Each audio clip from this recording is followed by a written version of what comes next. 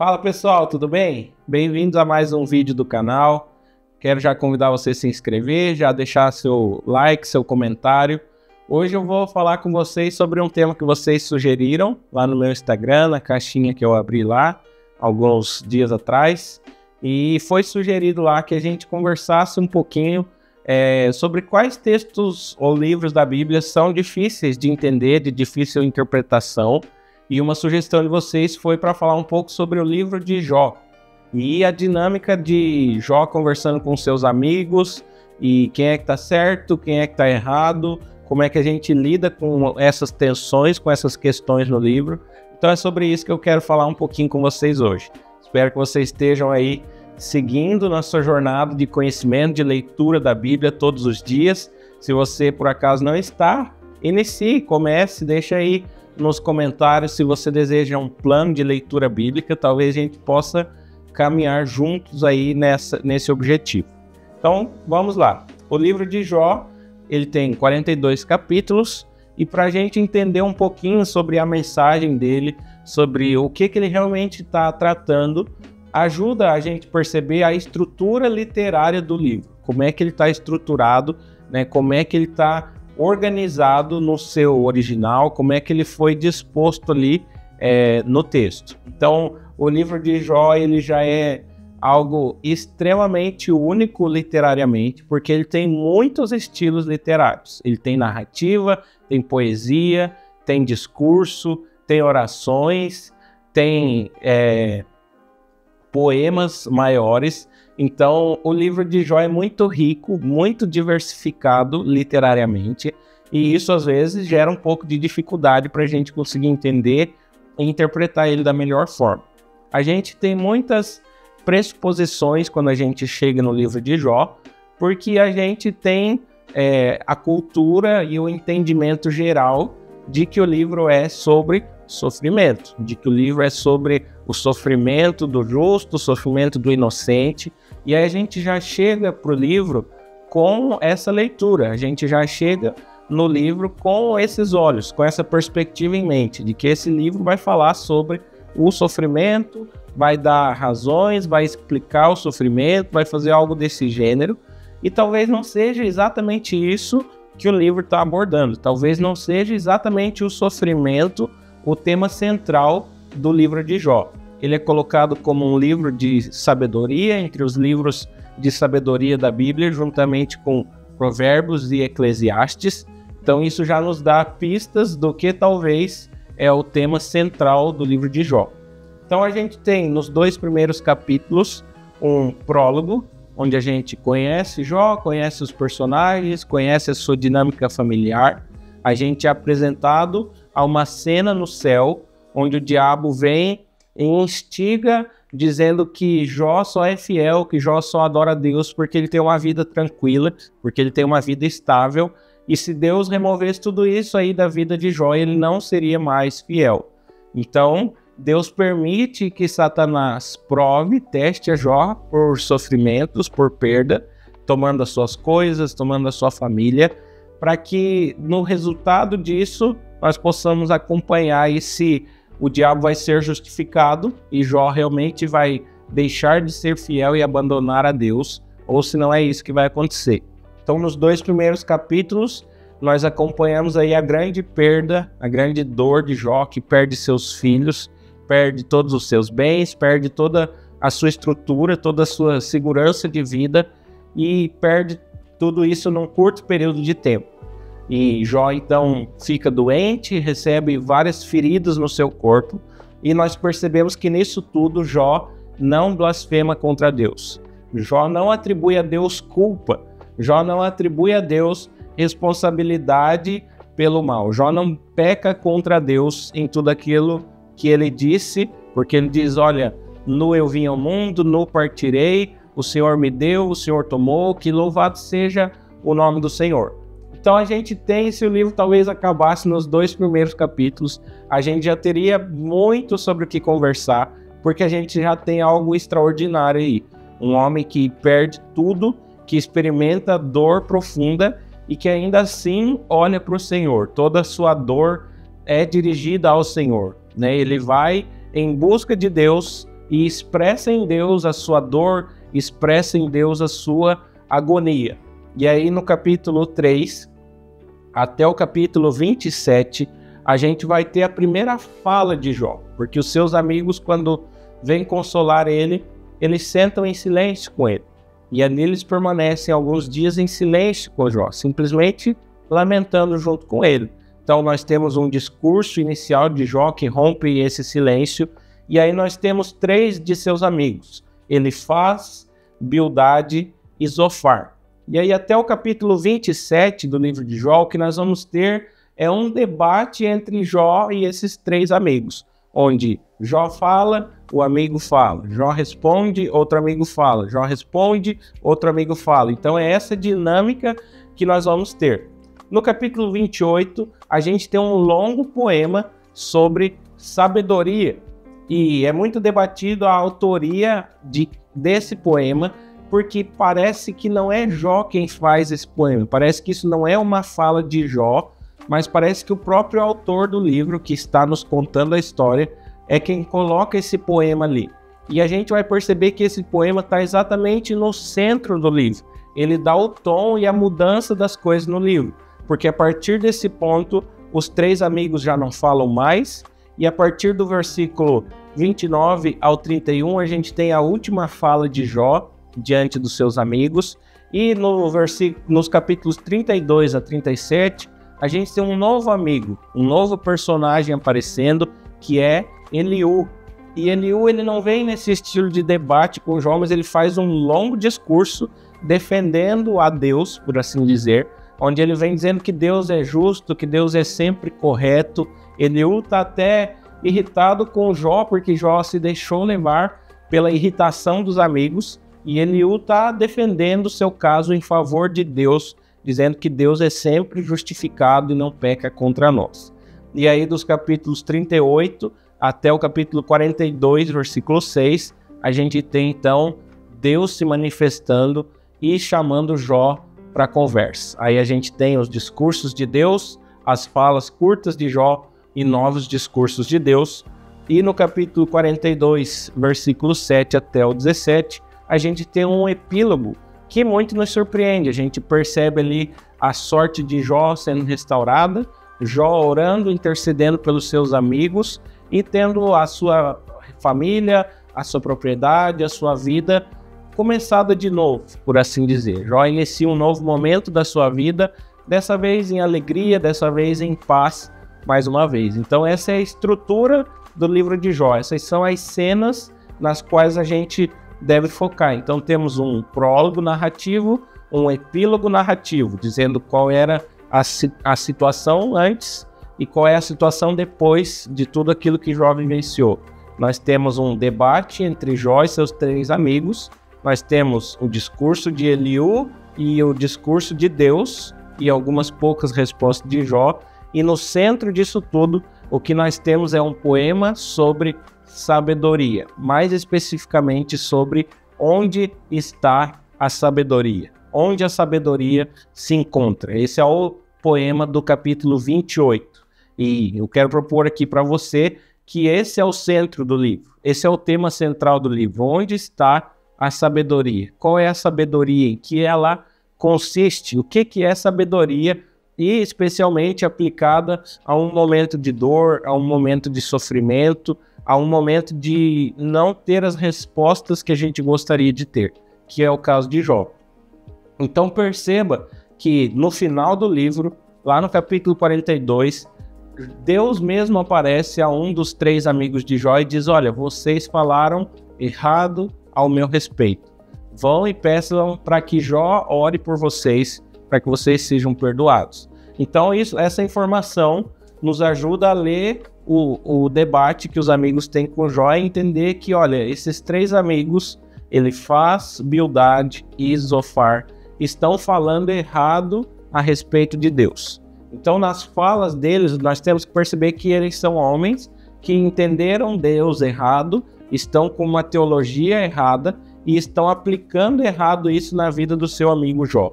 Perceba como no debate, na conversa deles, a fala deles fica cada vez mais curta e fica cada vez mais irada. não é? Eles começam como amigos, tentando consolar Jó, tentando confortar Jó, mas no final da conversa, quando a gente se aproxima ali do capítulo 27, eles estão extremamente irados com Jó. Eles estão acusando Jó, acusando os filhos de Jó, eles estão dizendo, olha Jó, é impossível que você não tenha pecado extremamente, um pecado gigante na sua vida para você estar sofrendo tanto. Eles fazem uma ligação direta e falam, olha Jó, se você está sofrendo é porque você fez esse tanto de pecados, então você precisa reconhecer os seus pecados. Mas a gente recebe a informação no começo do livro, da boca do próprio Deus, de que Jó não está sofrendo por algum pecado específico que ele tenha cometido. Então não é esse o caso, não é essa retribuição que está acontecendo ali. Jó está sofrendo e a gente não tem o porquê desse sofrimento. A gente não tem essa pergunta respondida. E tanto Jó como seus 3 amigos querem essa resposta. Por que que Jó está sofrendo? Foi ele que pecou? Foi seus filhos que pecaram? Quem é que pecou para esse grande mal ter vindo sobre Jó? Essa é a argumentação dos 3 amigos, que vão cada vez ficar mais irados contra Jó, vão se tornar cada vez mais desumanos nas suas falas, porque não vão mais olhar para Jó como alguém sofrendo, como um pai que perdeu os filhos, mas vão tratá-lo quase como que um inimigo ali a ser vencido no final da conversa. E a gente tem um Jó que quase que é levado nessa onda dos amigos e tenta de todas as formas se justificar. E dizer que está certo, e dizer que não pecou, e dizer que vive uma vida reta. E o livro começou nos dizendo que isso é verdade. Jó realmente é essa pessoa que busca viver em retidão. Então, no meio dessa busca por saber o porquê do sofrimento, a gente não tem uma resposta na conversa desses 3 com Jó. Nas falas de Eliú e nas falas de Deus com Jó, a gente segue sem resposta. Não há uma resposta do porquê Jó está sofrendo. Nós não temos essa pergunta respondida em momento nenhum do livro. Mas o que o livro nos mostra no seu centro é o que o capítulo 28 vai nos mostrar. Então eu gostaria de ler um trecho do capítulo 28 com você. Olha só comigo, a partir do versículo 12 do capítulo 28 diz o seguinte: mas onde se achará a sabedoria? E onde está o lugar do entendimento? O homem não sabe quanto vale a sabedoria. Ela não se encontra na terra dos viventes. O abismo diz, não está em mim, e o mar diz, não está comigo. Não pode ser comprada com ouro fino, nem será trocada a peso de prata. Nem pode ser avaliada em ouro fino de Ofir, nem em pedras preciosas de berilo ou safira. O ouro ou o cristal não se podem comparar com ela, nem se pode trocá-la por joias de ouro fino. Não se fará menção de coral nem de jaspe, porque a aquisição da sabedoria é superior à das pérolas. O topázio da Etiópia não se igualará a ela, nem pode ser comparada com ouro puro. De onde então vem a sabedoria? Onde está o lugar do entendimento? Está encoberta aos olhos de todo vivente, oculta às aves do céu. O Abadom e a morte dizem, ouvimos rumores sobre ela. Deus conhece o seu caminho, só Ele sabe onde ela fica, pois perpescuta até as extremidades da terra, sim, Ele vê tudo que há debaixo do céu. Quando regulou a força do vento e fixou as medidas das águas, quando estipulou leis para a chuva e caminho para o relâmpago dos trovões. Então viu a sabedoria e a manifestou, estabeleceu-a e esquadrinhou-a, e disse ao homem, o temor do Senhor é a sabedoria, e o afastar-se do mal é o entendimento. Então perceba como essa linguagem é muito similar à do livro de Provérbios, né? Você vai perceber que há elementos aqui extremamente iguais, né? Como a frase, o temor do Senhor é a sabedoria. E como o argumento de, olha, nem com ouro, nem com pedras preciosas, nada disso pode comprar a sabedoria. E o que o poema vai nos dizer é, olha, ela não está na terra, ela não está no mar, ela não está nas profundezas, só Deus sabe o caminho da sabedoria, porque a sabedoria é temer ao Senhor. Então perceba como o livro de Jó não é sobre dor e sofrimento, mas é sobre onde está a sabedoria. E a sabedoria está em temer a Deus. Então, o que Jó e seus amigos procuram, a resposta do porquê Jó está sofrendo, não é a pergunta certa. A pergunta certa é onde está a sabedoria e como tememos a Deus em meio à dor, em meio a circunstâncias tão terríveis como essas de Jó. Então, o livro não se propõe a nos responder por que Jó sofreu. E se você vai ao livro procurando essa resposta, talvez você termine frustrado, porque até o final não tem essa resposta do porquê Jó sofreu. A resposta que temos é: Deus sabe o que está fazendo. Essa é a sabedoria, esse é o discurso de Deus para Jó, é mostrar todo o universo para Jó, mostrar os animais, as criaturas mais impressionantes e dizer: Jó, eu sei o que eu estou fazendo, eu sei cuidar do universo, eu sei cuidar dos mínimos detalhes do universo até as maiores coisas. Será que eu não vou saber cuidar de você também? Essa é a fala de Deus para Jó, é falar: Jó, eu sei cuidar do mundo que eu criei. E os comentaristas de Jó, dois em especial, eu queria citar aqui para vocês. O David Kleins, ele diz o seguinte: a verdadeira sabedoria não está em explicar o sofrimento, mas em temer a Deus.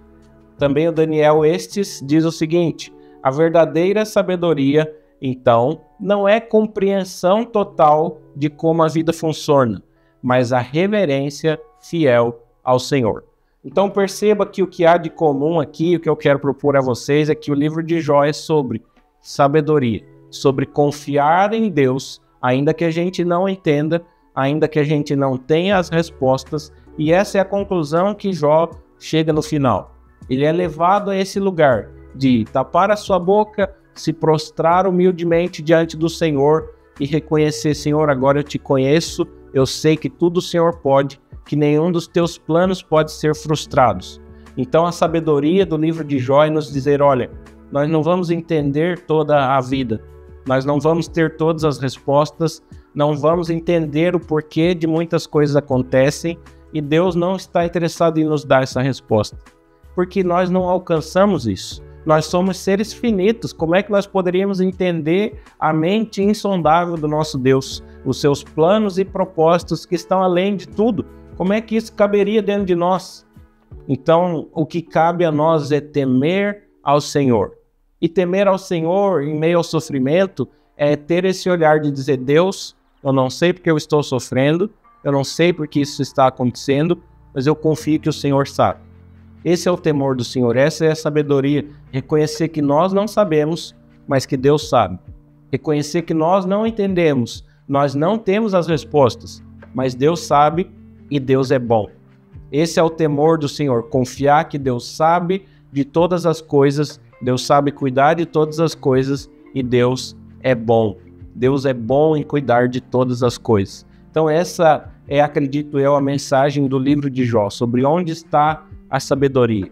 Quem é que sabe responder às questões? Deus sabe. Deus sabe de tudo, Deus vê tudo que acontece, tudo está debaixo do seu controle. Nada acontece sem que Deus esteja ciente, sem que Deus esteja no controle de todas as situações. Então a sabedoria é confiar que Ele sabe o que faz e que Ele faz com que todas as coisas cooperem para o nosso bem. Então medite sobre isso, aproveite e leia o livro de Jó, leia o capítulo 28, leia toda a narrativa, volte e leia mais uma vez e tenha isso em mente, veja o que o livro está nos comunicando, o que é a estrutura de Jó, o que o autor de Jó está dizendo a nós com a sua forma de escrever, com a sua forma de comunicar, o que Deus está falando conosco. É que nós não sabemos de tudo, mas Deus sabe de tudo e Ele é bom e amoroso para cuidar das nossas vidas, ainda que nós não tenhamos as explicações e as respostas que gostaríamos. Então essa é a sabedoria do livro de Jó, e era isso que eu queria compartilhar hoje com vocês. Então meditem sobre isso, sobre onde está a sabedoria. Está em temer ao Senhor, em confiar em Deus, ainda que a gente não entenda o que Ele está fazendo na nossa vida. A gente pode não entender, mas Ele entende, Ele sabe. Então reflita sobre isso, Deus abençoe sua semana, até o próximo vídeo.